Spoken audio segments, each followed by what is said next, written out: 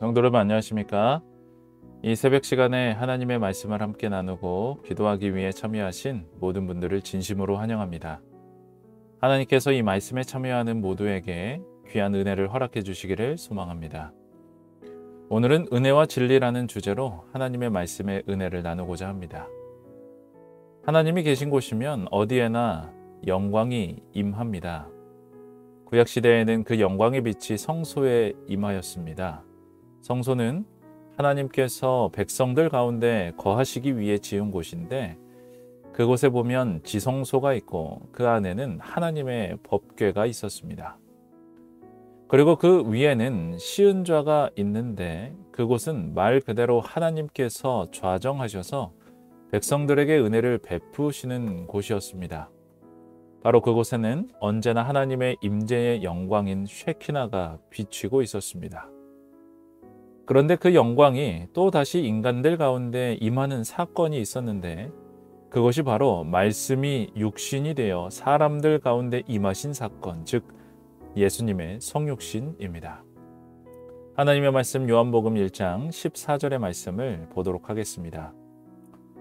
말씀이 육신이 되어 우리 가운데 거하심에 우리가 그 영광을 보니 아버지의 독생자의 영광이요 은혜와 진리가 충만하더라. 육신의 모습으로 이 땅에 오신 예수님에게는 아버지의 독생자의 영광이 비치고 있었습니다.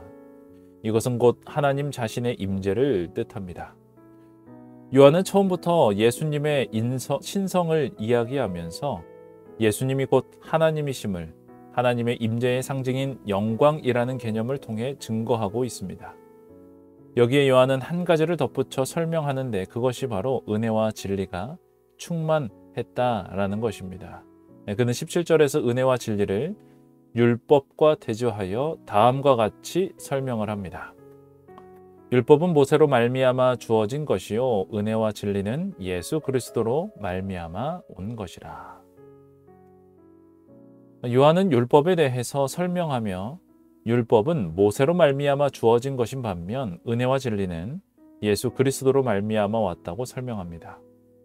여기서 그는 서로 다른 동사를 사용해서 율법과 은혜와 진리를 설명하고 있는데 먼저 율법은 주어진 것이라고 표현을 했습니다.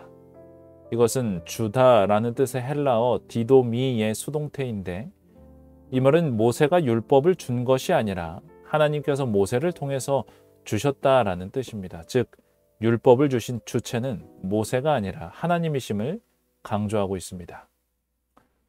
반면에 은혜와 진리는 주어진 것이 아니라 예수 그리스도로 말미암아 온 것이다 라고 설명을 합니다. 여기 우리말로 오다 라고 번역된 단어는 되다, 존재하다 라는 뜻의 헬라어 기노마이에서 온 것으로 문자적으로 해석하면 그것이 존재하게 되었다라는 의미입니다. 이러므로 율법이든 은혜든 모두 다 하나님께로부터 온 것이요 그분의 품성의 계시라는 것입니다. 하지만 율법과 은혜는 그 특성과 역할에 있어서 분명히 구분되어야 합니다. 먼저 요한은 모세 시대에 주어진 율법에 대해서 이야기합니다. 사실 율법은 모세 이전에도 있었습니다. 아담과 하와는 창조되었을 때부터 하나님의 율법에 대한 지식을 가지고 있었으며 노아나 아브라함 역시도 하나님의 율법에 대한 지식이 있었습니다. 부조와 선지자는 이렇게 기록하고 있습니다. 아담과 하와는 창조함을 받았을 때에 하나님의 율법에 관한 지식을 가지고 있었다. 아담은 그의 후손들에게 하나님의 율법을 가르쳤고 이 율법은 그 후에 이어진 세대들을 통하여 아버지께로부터 아들에게 전달되었다. 율법은 노아와 그 가족에 의하여 보존되었고 노아는 그의 자손들에게 십계명을 가르쳤다. 사람들이 다시 하나님을 떠났을 때에 아버지께서 여호와께서 아브라함을 택하시고 그에 대하여 아브라함이 내 말을 순종하고 내 명령과 내 계명과 내 율례와 내 법도를 지켰음이니라고 선언하셨다. 이 말씀에 보면 아담과 하와에게 주어진 율법에 관한 지식은 그 후손들에게 전달되었으며 십계명을 두 돌비에 써 주시기 훨씬 전에도 노아와 그 가족들은 이미 십계명에 기록된 율법의 내용을 알고 자손들에게 가르쳤다는 것입니다. 또한 아브라함도 역시 하나님의 명령과 계명과 율례와 법도를 지켰다고 성경은 말합니다. 이처럼 율법은 모세 이전에도 여전히 존재하였으며 하나님의 백성들은 그 율법 안에서 살아갔습니다. 하지만 이스라엘 백성들은 400년이 넘는 기간 동안 애굽에서 종으로 살면서 그 율법에 대한 지식을 거의 잃어버리게 되었습니다. 우상 숭배자들과의 교제와 노예로서 살아가는 그 속박의 삶을 통해서 그들의 기억 속에는 하나님의 율법에 대한 기억이 점점 희미해져만 갔습니다. 그래서 하나님께서는 그들에게 두 돌비에 기록된 율법을 주신 것입니다. 모세 시대 이전에는 하나님의 율법이 백성들의 기억 속에 새겨져 있었지만 모세 시대에는 그것을 돌비에 기록해 주셨습니다. 뿐만 아니라 하나님께서는 십계명 외에도 그들이 따라야 할 상세한 교훈들을 주셨는데 그것이 바로 율례와 법도라고 불리는 것이었고 이것은 모세를 통해 책에 기록되어 법궤 곁에 보관하였습니다. 제가 이러한 설명을 지금 드리는 이유는 요한복음 1장 17절에서 율법은 모세로 말미암아 주어진 것이다 라는 말의 의미를 설명해 드리기 위함입니다. 모세를 통해 주어진 율법은 이스라엘 백성들이 얼마나 율법과 동떨어진 삶을 살고 있었는지를 보여주기 위함이었습니다. 다시 말해 자신들의 삶이 얼마나 죄된 것인지를 깨닫고 의의 필요성을 상기시켜주기 위하여 율법을 주신 것입니다. 반면에 예수 그리스도로 말미암아 온 은혜는 율법과 동떨어진 삶을 사는 사람들에게 그들의 죄를 용서하고 동시에 그 율법에 순종하는 삶을 살게 하는 능력을 주기 위해 주어진 것입니다. 그러므로 율법 없는 은혜는 아무런 의미가 없습니다. 은혜 자체가 율법의 요구를 우리 속에서 이루어지도록 하기 위해 주어진 것이므로 은혜와 율법은 결코 분리될 수 없습니다. 이 사실을 가장 분명하게 보여주는 것이 바로 예수님의 생애입니다. 그분은 참으로 우리에게 율법과 은혜가 어떻게 하나가 될 수 있는지를 확인시켜 주셨습니다. 우리는 흔히 예수님은 신성을 가지고 계셨기 때문에 사탄의 모든 시험을 이기시고 죄 없는 삶을 사실 수 있었다고 생각을 하지만 그분이 죄 없는 삶을 사신 것은 우리의 방법과 전혀 다르지 않았습니다. 시대의 소망에 있는 글입니다. 그는 우리가 당하는 모든 시험을 겪으셨다. 그는 자유롭게 쓰도록 우리에게 주어지지 않은 능력은 당신 자신을 위하여 조금도 사용하지 않으셨다. 그는 사람으로서 시험을 대하시고 하나님께서 그에게 주신 능력으로서 승리하셨다. 예수님의 죄 없는 삶, 다시 말해 율법의 요구를 온전히 이루는 삶은 결코 신성을 통하여 이루신 것이 아니었습니다.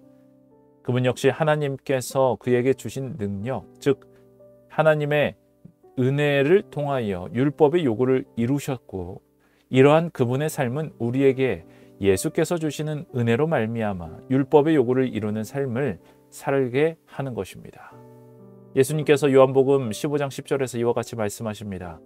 내가 아버지의 계명을 지켜 그의 사랑 안에 거하는 것 같이 너희도 내 계명을 지키면 내 사랑 안에 거하리라. 이처럼 예수님의 삶은 아버지의 계명을 지키는 삶이었습니다. 그리고 그분의 은혜를 통하여 우리도 그 계명에 순종하는 삶을 살아야 하고 또 살 수 있게 되는 것입니다. 이것이 바로 율법과 은혜의 관계요, 예수 그리스도로 말미암아 온 은혜와 진리의 능력입니다. 사랑하는 성도 여러분, 오늘 우리에게는 이러한 은혜의 능력이 절실히 필요합니다. 많은 경우에 율법에 대한 지식은 있지만 그 율법에 따라 살게 하는 능력이 우리 속에 없음을 경험합니다. 어떻게 해야 하는지는 알지만 그렇게 할 수 있는 힘이 없습니다. 우리 속에 율법만 있지 그 율법을 따를 수 있는 은혜의 능력이 심히 부족함을 느낍니다.